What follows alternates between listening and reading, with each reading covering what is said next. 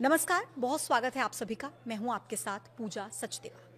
कर्नाटक धर्मस्थल केस आपको ध्यान ही होगा, जिसको लेकर एक शिकायतकर्ता की तरफ से आरोप लगाए गए थे कि 1995 से 2014 तक उसने 100 से ज्यादा लाशों को दफन किया था, जबरन उससे दफन कराया गया था, जिसमें ज्यादातर महिलाओं और लड़कियों की लाश थी, जिसको लेकर शिकायतकर्ता का कहना था कि रेप के बाद उनकी हत्या की गई थी। उस वीडियो को आपने खूब देखा था, 1 मिलियन से ज्यादा व्यूज आपने दिए थे। अब इस पूरे मामले को लेकर एसआईटी का गठन किया गया था और एसआईटी की जांच में एक बहुत हैरान कर देने वाला खुलासा हुआ है। एसआईटी को उन जगहों से हड्डियां मिल गई हैं, यानी कि इंसान के अवशेष मिल गए हैं। पूरी डिटेल क्या है वो मैं आपको बताऊंगी इस वीडियो में। एंड तक इस वीडियो को जरूर देखिएगा। धर्मशाला शहर में 100 से ज्यादा लाशों के दफन के मामले में एसआईटी ने अपनी जांच तेज कर दी है। कर्नाटक का यह मामला, पहले दिन इस मामले में खुदाई हुई 29 जुलाई को साइट नंबर 1 पर। कई घंटों तक खुदाई चलती रही, करीब 6 घंटों तक। वो शिकायतकर्ता भी वहीं पर मौजूद था, वो गवाह जिसकी पहचान गुप्त रखी गई है, जिसे कोई नहीं जानता, जो पूर्व सफाई कर्मी हुआ करता था धर्मस्थला में। मजदूरों ने 15 फीट गहरा गड्ढा साइट नंबर 1 पर खोदा पहले दिन, लेकिन कुछ नहीं निकला। ना कोई लाश, ना कंकाल, ना हड्डियां, कुछ नहीं। फिर आया दूसरा दिन 30 जुलाई का, फिर से वहां पर खुदाई हुई कई घंटों तक।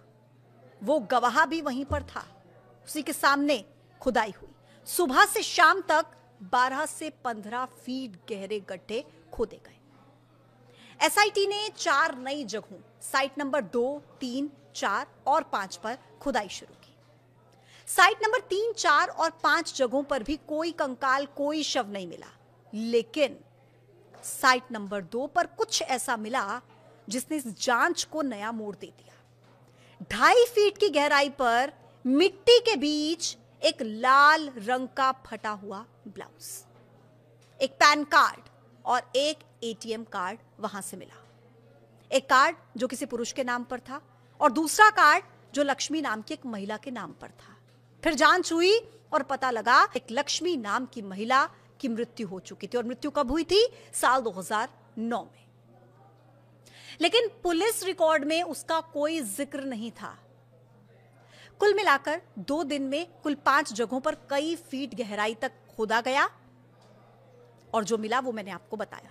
फिर तीसरा दिन गुरुवार का, यानी 30 जुलाई, दोबारा से खुदाई शुरू की गई। 2 दिन तक कोई शव नहीं मिला, कोई कंकाल नहीं मिला, कोई हड्डियां नहीं मिली। इसलिए शक की सुई उस शिकायतकर्ता के इर्द गिर्द घूम रही थी, यानी कि उस गवाह के इर्द गिर्द, कि वो सच भी बोल रहा है या झूठ बोल रहा है या पागल बना रहा है या गुमराह कर रहा है। खैर, तीसरे दिन जंगल के क्षेत्र में नेत्रावती नदी के किनारे खुदाई शुरू की गई, साइट नंबर 6 की। करीब 6 फीट की गहराई पर मजदूरों को कुछ होने की आशंका जाहिर होती है। वो हाथ से मिट्टी हटाते हैं और देखते हैं कि वहां पर इंसानी कंकाल के अवशेष थे, यानी कि हड्डियां थी।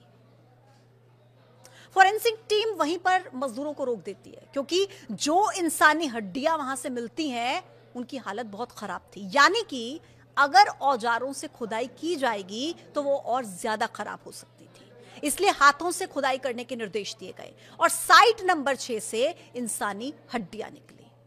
पहले 2 दिन की नाकामी के बाद तीसरे दिन कामयाबी मिली और लगा कि ये शिकायतकर्ता झूठ नहीं बोल रहा, क्योंकि जिस जगह से इंसान के अवशेष मिले उस जगह की मार्किंग उसी गवाह ने की थी। उस गवाह ने कुल 13 जगह की मार्किंग की थी। उस सफाई कर्मी का दावा था, पूर्व सफाई कर्मी का, कि साइट नंबर 1 से 13 तक में अलग अलग संख्या में लाशें दफनाई गई हैं।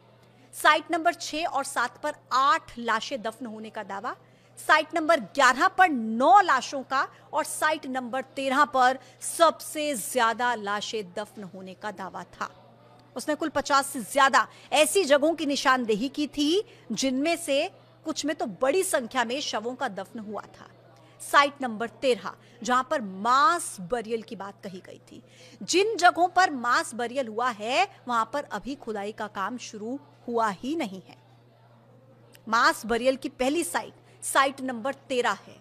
उम्मीद की जा रही है कि अगले 24 से 48 घंटे में साइट नंबर 13 यानी कि पहले मास बरियल वाली जगह की खुदाई का काम शुरू किया जाएगा। एसआईटी की टीम ने सारी हड्डियों को जब्त कर लिया है।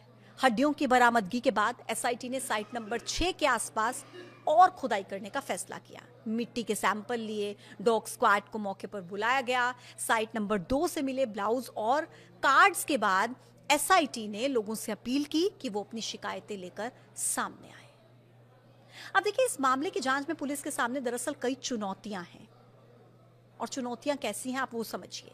खुदाई में मिले अवशेष नर कंकाल के रूप में साबित भी अगर हो जाते हैं कि वो नर कंकाल के जो अवशेष हैं, जिसकी अभी फॉरेंसिक टीम जांच कर रही है, तो वो किसके हैं इसकी शिनाख्त करने में समस्या आने वाली है। इसके लिए क्या करना होगा, डीएनए मैच किया जाना जरूरी है, और डीएनए मैच करने के लिए शिकायतकर्ताओं को बड़ी संख्या में सामने आना जरूरी है। शिकायत दर्ज कराने के लिए एसआईटी ने हेल्पलाइन नंबर जारी किया है, ईमेल आईडी भी जारी की है। मंगलुरु के मल्लीकट्टे में एक सरकारी गेस्ट हाउस में एसआईटी का टेम्परेरी ऑफिस बनाया गया है। लोगों को सुबह 10 बजे से लेकर शाम को 5 बजे तक अपनी शिकायतें दर्ज कराने के लिए वहां पर कहा गया है कि आप आइए, अपनी शिकायतों को वहां पर दर्ज कराइए। और अगर जो लोग ऑफिस नहीं जा सकते उनके लिए व्हाट्सएप नंबर जारी किया है, 8277986369, 8277986369, ये व्हाट्सएप नंबर है। अगर आप ऑफिस जाकर शिकायत नहीं दर्ज करा सकते तो आप इस व्हाट्सएप नंबर पर शिकायत दर्ज करा सकते हैं। और अगर आप व्हाट्सएप पर भी शिकायत दर्ज नहीं कराना चाहते तो कॉल करने के लिए भी नंबर है 082420053001, 0824205301। इस नंबर पर कॉल करके आप अपनी शिकायत दर्ज करा सकते हैं। और अगर आप कॉल भी नहीं करना चाहते तो ईमेल आईडी भी दी गई है, sitdps@ksp.gov.in। आप इस आईडी पर मेल कर अपनी शिकायत दर्ज करा सकते हैं। तो एसआईटी की तरफ से लगातार ये जांच जारी है। और जैसा कि मैंने आपको पहले भी बताया कि साइट नंबर 13, जहां पर मास बरियल की बात कही गई है, अभी वहां तक एसआईटी की जांच नहीं पहुंची है। कुल 50 जगहों को चिन्हित कराया गया है उस गवाह की तरफ से, और कहा गया कि साइट नंबर जो 13 है वहां पर सबसे ज्यादा लाशें दफन है। अगले 24 से 48 घंटे तक हो सकता है कि वहां तक जांच पहुंच जाए, लेकिन जो 50 जगह चिन्हित की गई हैं वहां तक पहुंचने में काफी लंबा समय लग सकता है, मतलब कि 25 से 30 दिन भी लग सकते हैं। लेकिन अब सवाल यह आता है कि अगर ज्यादा संख्या में शिकायतकर्ता सामने नहीं आएंगे, यानी कि वो लोग सामने नहीं आएंगे जो इस ड्यूरेशन के बीच में, जिसका दावा उस गवाह की तरफ से किया जा रहा है कि 1995 से 2014 के बीच में अगर किसी के घर से कोई लापता हुआ, गायब हुआ, मिला नहीं, अगर ऐसे लोग सामने नहीं आएंगे, अपनी शिकायत दर्ज नहीं कराएंगे, तब तक जो भी अवशेष वहां से मिल रहे हैं उनकी डीएनए जांच नहीं हो सकती है। और इसीलिए एसआईटी की तरफ से टेम्परेरी ऑफिस भी बना दिया गया, हेल्पलाइन नंबर भी जारी कर दिया गया, ईमेल आईडी भी दे दी गई है कि ज्यादा संख्या में लोग सामने आए, शिकायतें दर्ज कराएं, ताकि इस पूरे मामले का पर्दाफाश हो पाए। हालांकि जो अभी अवशेष मिले हैं इस पूरे मामले में, अभी तक उनकी फॉरेंसिक जांच होना बाकी है। फॉरेंसिक जांच के बाद ही पता लग पाएगा कि वो अवशेष क्या किसी नर कंकाल के हैं, यानी इंसानी कंकाल के हैं, क्योंकि लंबा समय भी हो चुका है। किस हालत में वो अवशेष मिलते हैं, ये भी एक बहुत बड़ा सवाल है। जांच में थोड़ी दिक्कतें जरूर हैं, लेकिन हैरान कर देने वाली बात यह है कि तीसरे दिन की जांच में बड़े सबूत एसआईटी की टीम को जरूर मिले हैं। और कहीं ना कहीं ये लगने लगा है कि उस गवाह की तरफ से जो बातें कही गई हैं वो बातें हो सकता है सही हो, और अगर वो सही होती हैं तो ये सोचकर परेशानी होती है कि चल क्या रहा था।